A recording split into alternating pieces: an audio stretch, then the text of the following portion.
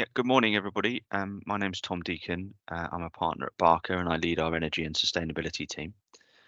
I'd like to welcome you all this morning. Some friendly faces and some new names. So great to see everybody on the call. Um, Today's webinar is all about Public Sector Decarbonisation Fund, or PSDS. And I just wanted to spend probably 15 to 20 minutes just going through the fund itself, and also just to give some pointers around preparation for those bids, and how they might be of benefit. So just in terms of content, we'll give a bit of introduction and context. I'll talk briefly about eligibility, and then give you a bit of information around the type of information that's required. Also go through the application process and next steps. These slides will be shared as well, and there's some linked useful documents in here as well. I think just also to add to that is, as many of you may well have already attended Salix's own information and webinars. I think some of the things we'll talk about today will also be about reading between the lines around what makes a good application, but also giving you a bit of information around the type of contributions and information you'll need to have in preparation.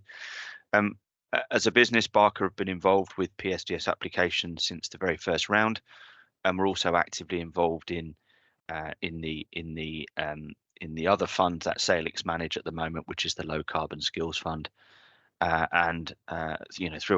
Through our work over the last 3 years, we've had some significant success in both securing or helping clients secure money to prepare for low carbon heating projects and energy efficiency work through Low Carbon Skills Fund, and also actually securing funding for capital work, which is this round. So hopefully we'll be able to bring a little bit of experience to bear for you today.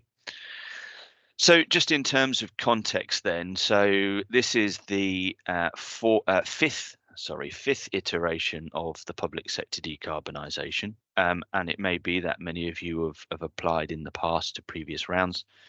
The 4 previous rounds were heavily oversubscribed, and we don't expect this fund to be any different. In this instance, they're putting £230 million of capital funding together, which is not to be sniffed at, but equally is relatively modest in the context of the money required to decarbonise the public estate. For those of you who may have been involved in the first round of PSDS 1, this funding round, and actually all of the funding rounds since PSDS 1, have been very different. In PSDS 1, they would support 100% grant, and they would also support varied and a wide-ranging energy and sustainability technologies, for example, solar PV, LED lighting, as well as sort of heat decarbonisation projects. But as the funding has evolved, it is now very much focused on heat decarbonisation. And whilst associated technologies like PV and LED and other renewable technologies can be funded, you have to be bidding for a heat decarbonisation project at its very core. So over the various rounds over the years, it has very much been refined down towards heat decarbonisation, which reflects the government's focus around decarbonisation, because the burning of fossil fuels in the public sector estate is the large proportion of the public sector's carbon footprint. So that's why they're marrying up this fund to target that reduction. So the portal itself will open at 2 p.m. on the 10th of October, so not long. And I'll come on to a little bit more around the detail and what you can do to prepare. But I would very much expect that portal to be open for no more than sort of 24 to 48 hours until they reach the number of bids that they're likely to exceed the budget. And we can come on to sort of timeliness of submission and what you need to be aware of shortly. So in terms of decarbonisation of heat, well, big question. Why are the government heavily focused on this funding method? At the moment, there aren't any central government grants available for other renewable technologies, but there's been a lot of noise in the media only yesterday with Rishi Sunak's adjustment to certain targets around decarbonisation. But fundamentally, this fund has been put in place because, as you can see by that graphic on screen, gas and oil boilers contributing significantly, the two biggest contributors to the carbon footprint, and therefore fundamentally moving your buildings away from gas and oil fired heating systems to more renewable sources such as air source heat pumps and other methods of low carbon heating will have a fairly significant impact on carbon footprint. So the government, in their wisdom, have chosen to target this as a specific way of reducing carbon footprint, which is, makes sense. So just in terms of focus, this particular funding, as I've already mentioned, really is around heating systems and boilers that are at the end or approaching the end of their economic life. So you can't apply for funding, for example, to replace an existing heating system that's fully functioning and fairly new with a low carbon heating system, principally based on the fact that there isn't infinite funding and the government are targeting those clients who are already planning to replace their plant and equipment. This is a partial grant fund, and ultimately you as organizations would still have to contribute the equivalent value if you were to replace your current fossil fuel heating systems with a new like-for-like system. So replacing a gas boiler for a new gas boiler, or replacing oil boilers for a new gas boiler, for example. So that part of the fund your organizations would still have to fund. However, reflecting the fact that the technology is expensive, and often there is a lot more involved in undertaking low carbon heating projects, and accepting the fact that that is at the moment, from a business case point of view, less viable, Salix will fund the additional costs to convert your project from a conventional fossil fueled heating system replacement to a low carbon heating system replacement. So you will still have to put some funding towards these projects, but this is an enabler to allow you to do those in a more sustainable way.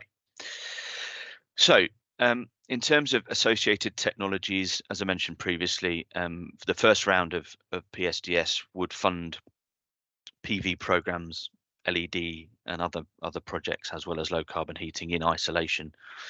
However, Salix are very much pushing the whole buildings approach to decarbonisation, and therefore if you have a building that has life expired or boilers that are approaching their end of their life, or indeed hot water systems as well, then their recommendation is that you look at your building as a whole, see how you can improve its thermal efficiency before you then replace your heating, so that you can perhaps size your heating plant smaller, so you're using less energy, and buildings are become more energy efficient, so that you're not wasting heat. But at the same time, one of the big factors of moving to a low carbon electric heating system like air source or ground source heat pumps is the increase in electrical consumption and the impact that will have both on your bills, electricity bills, but also on your demand from the grid, from your main suppliers. So in order to combat that, Salix very much prefer collective bids, where you're mixing technologies. You put your low carbon heating project forward, but you may decide if appropriate to wrap that with additional technologies such as increase in insulation, the installation of solar PV or LED lighting to reduce your electrical demand. And that's all part of this whole buildings approach that Salix are very much in favour of. However, what you can't do is simply just apply for solar panels or just apply for insulation. That's not, unfortunately, how it works at the moment. So in terms of eligibility, just to recap, really you should have life expired boiler plant or those that you're looking to replace probably in the next 2 years. And you really need to have funding either allocated and secured for the like-for-like replacement. Now, I'll come on to this in a little bit more detail when it comes to those of you who may be eligible for SIF, because clearly that may mean you don't have the funding allocated. But I'll pick that up shortly. So in terms of eligibility, just to continue, it is available to maintained and academy schools. We've promoted this particular webinar for you as our school clients, but the fund is also available for the entire public sector. In previous rounds, it was a bit of a free-for-all, and actually NHS and large local authorities actually stole the march and put in fairly large bids, and schools and smaller organisations like multi-academy trusts were left out to an extent. So the feature of the last few rounds has actually been to have subsector or sector soft target, so they specifically allocate a budget for a proportion of the overall fund for academies and schools, which is really good news because it means you're not fighting up against large organisations like universities, NHS trusts, and local authorities who may well have more funding to invest already in some of these projects and the development of the bids. They haven't announced what those soft targets are. They keep that quite close to their chest, but we know that there are specific ring-fenced budgets for schools, which is good. There is this thing called additionality which applies, so you can't apply for activity already commissioned or completed, which kind of makes sense. But if you're already underway with a project and it's been fully funded, you can't then bid retrospectively to top your budget up. When it comes to actual capital project delivery, anything you put forward either needs to be completed by March 2025 if that's a 1-year project, or March 2026 for 2-year projects, and that's based on funding allocation. There aren't any minimum and maximum values, which is good news in a way, but equally, you're talking about fairly sizable projects for air source heat pump type projects, so these will be in the sort of hundreds of thousands by default. As an organisation, you're allowed to put one bid in, but that can be multi-site, so you can look at combining number of sites and projects and put them in together. But fundamentally, whatever you submit, whether it's a multi-site or a single site, whether it's low carbon plus associated technologies or just low carbon heating, the combined bid must not breach this £325 per tonne of carbon saved, which is a threshold that Salix have set. And that's all built into their calculators, which I'll come on to in a minute.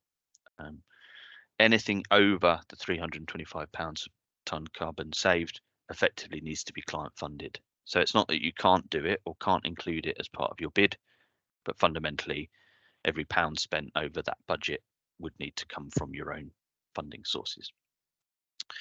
I said I'd come back to SIF, so funding should be available for client contribution. You'll need to sign off on that as part of your application.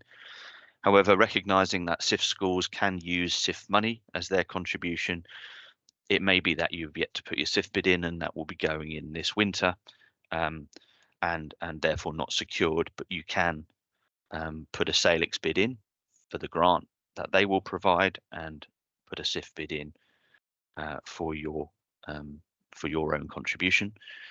Obviously, there's risk associated with that. You'll need the stars to align so that both funds are successful.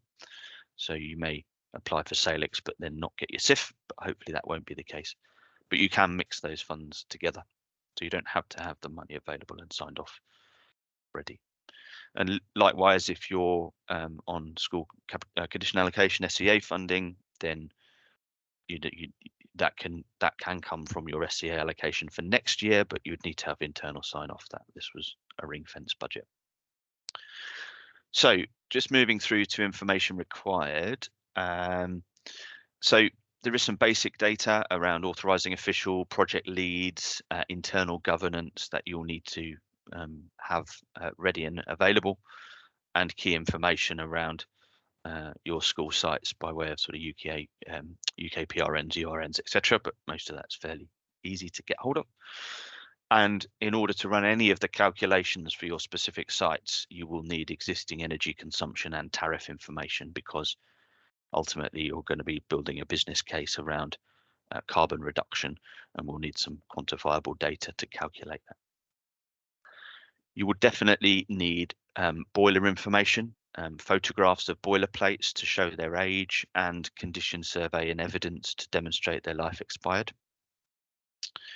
That's pretty critical. It used to be that you could submit your bid and they would ask for this on a supplementary basis if you were made the first cut, but they're now asking that to be submitted straight away. I'm just going to move out of the way a little bit. So equally on the technical side, and this is where it becomes a little bit more onerous, is fundamentally these are highly technical bids. There is some pros and information to write around program risk and governance and team structure, etc. But all of that plays second fiddle to the actual technical information that you'll need to submit, which will take the form of heat decarbonisation plans. Now, you may have done those already, which is excellent. Some of those may well have been funded by the Low Carbon Skills Fund, or you may have self-funded those. But the data in there around the costs of various projects, solutions, the feasibility and comparison of different low carbon heating options, but also identifying some of those other non-heat related items, for example, insulation, PV, LED, all of that needs to be available. And for those of you who've worked with us and produced heat decarbonisation plans with us, you'll know that a lot of the data we provide in those heat decarbonisations is designed to be lifted straight into a Salix application, as well as other sort of more local initiatives on energy and sustainability. In terms of cost information, you will need to have a very good level of information around the like-for-like replacement costs, and also for your low carbon heating costs. And you will need to be able to submit schematic designs to show both existing and proposed solutions, as well as detailed energy saving calculations. And as mentioned earlier, around governance, they would also expect detailed developed programs and risk information, looking at how you as an organization have assessed risk as part of your bid. And that would definitely be needed to support any bid inclusion of things like contingency and provisional sums, so that it's clear that they're linked to a specific program or project risk. So there's quite a lot of information to gather. If you've already done a heat decarbonisation plan, certainly if it's with our team, then an application is pretty straightforward to produce. If you haven't got that far down the line just yet, it may be worth you seeing what other information is available, and we'd certainly be able to support in appraising existing information. However, if you haven't got some of that information now, it might be that this round is maybe slightly premature, and there's opportunities to work up these designs over the next 12 months and potentially secure funding through Low Carbon Skills Fund to get that paid for entirely by Salix, because that is a 100% grant fund, which is great. So 2 final points on here. You'll need to have your portal questions prepared, and I'll come on to that in a minute, and you'll need to have your application form completed. This is the Salix support tool, as they call it. Both of those documents are already available online, so we don't have to wait till the portal opens until you get that information and start rapidly producing that. They're already published, they're already available. We're already working on a number of applications already where we're inputting and getting those documents ready, so that they're back to you as a client, going through internal sign-off and going through that process of governance and approvals if needed, before it's ready. And so fundamentally, the position you need to be in is having all that information tied up probably a couple of days before the portal opens, so that when it does open, you are literally ready. You've got all your sign-offs and data and information to submit. So definitely a lot of preparation required, but as I say, it's one of those where, you know, if you've got all of the data to hand, there's some fairly quick routes to getting it completed. So application process. Apologies for the rather large clock, but actually this is probably the most important thing we need to make you aware of today. So the portal will open on the 10th of October at 2 p.m. But this is a first come, first served process. And in our experiences over the previous 4 rounds of PSDS and the 4 rounds of Low Carbon Skills Fund is whenever we help a client submit an application, we get a date stamp which tells you the exact time that the bid was submitted. And the general trend is those projects that have been funded, whether they're Low Carbon Skills Fund, energy audits and the like, or capital projects, is about 20 minutes. So yes, it's a first come, first served process. Yes, the portal may well be open for maybe 1 or 2 days until they decide to close it down. But you really need to be getting your applications in as the moment the application portal opens, and hence why we really strongly recommend all of this upfront preparation. Even down to the application form online, we've generated effectively an offline dummy version of that, so you know responses can be copied and pasted straight into the portal rather than having to type it directly into there.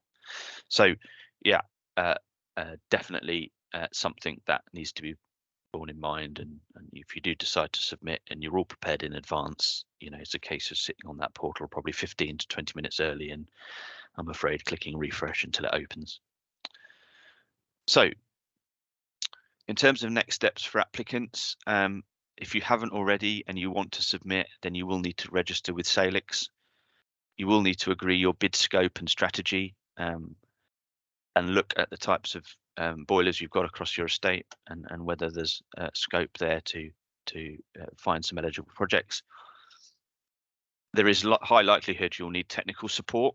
There's some existing clients on the call, which is nice to see today, and some of which we've been working with on energy audits and other things in the past, and therefore you know, that support is available, and we'd be glad to help if required. And then application completion, that all needs to be, as I say, prepared upfront in advance and signed off, etc., etc. So I put a few contact details there in case you'd like to contact one of the team. There is a lot more to this, and I could, for those of you who've worked with me in the past, we could easily have a good couple of hours on this talking about it. But I think my takeaway for you really is to look at those boilers that you know you're likely to replace. If you have got the technical data, brilliant. That's a really good time now to look to try and collate a bid and see if you can take one of these projects forward and seek some additional grant to reduce your organizational carbon footprint. If it feels too early for you based on the information and timescales, then by all means get in touch and see if we can help. There is an expectation that the funding round will be opening again this time next year. And actually, you know, to produce a comprehensive bid, it would be, you know, if you haven't got the information now, sort of taking your time and producing that information will be a good thing. And of course, we are expecting the Low Carbon Skills Fund to be announced as well. Will probably be middle of next year. We're currently working on about 35 to 40 heat decarbonisation plans for clients at the moment that were funded in the last round. 130 to 140, all from multi-academy trusts, and we're working through those now, and they're likely to form next year's bids as well for the capital funding. So a bit of a treadmill or a bit of a cyclical process, but certainly one that really enables you to seek the funding that you would not ordinarily be able to. Basically, you know, you wouldn't be able to seek sign off on, but you know, in order to decarbonize. And so it really does bridge that gap between replacing like for like and going low carbon and seeking some fairly significant carbon footprint reductions.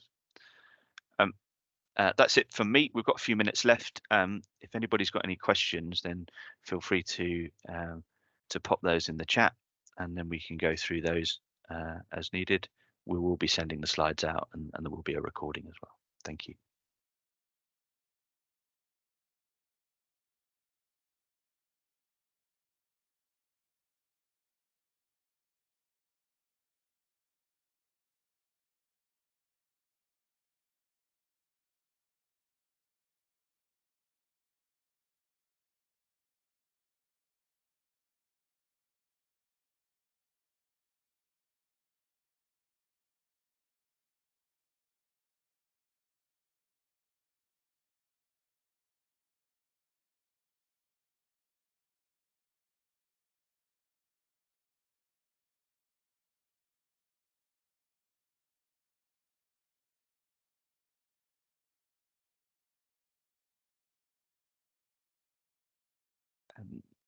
Hi there, Anita. Hopefully you can still hear me.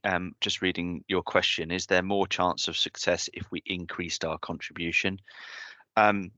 Yes and no. It's a bit of a complicated one to answer, but fundamentally, the total project value, there's 3 tiers for this. So the minimum you would have to put in is 12%.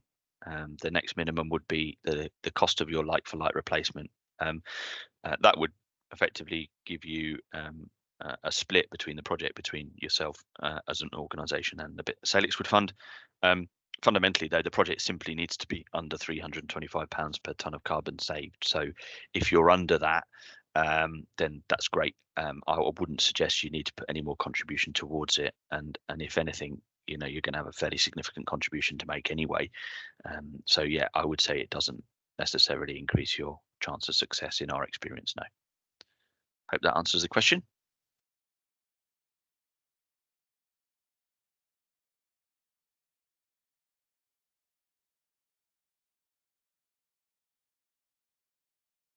No problem. Cool. So unless anybody else has got any other questions, we'll stop recording and end the session. Thank you very much, everybody. If anybody does have any last questions, then shout up, or we'll finish there. Problem, Tom. I think we just had 2 late joiners, Anita and Wendy. Okay. Unfortunately, we're just towards the end. We finished the webinar now, but as Tom said before, we will share the recording and the links, presentation slides later this afternoon or first thing on Monday morning. Yeah, fine. Yeah, no problem. Yes, we'll definitely send the information out. But if there's any questions, then our email address is on the slides, and we'd be happy to have a more detailed site-specific discussion if that would be appropriate. Sure. Thanks, Tom. Cool. Okay. Thanks very much, everybody. We'll call it there. Thank you. Thank you.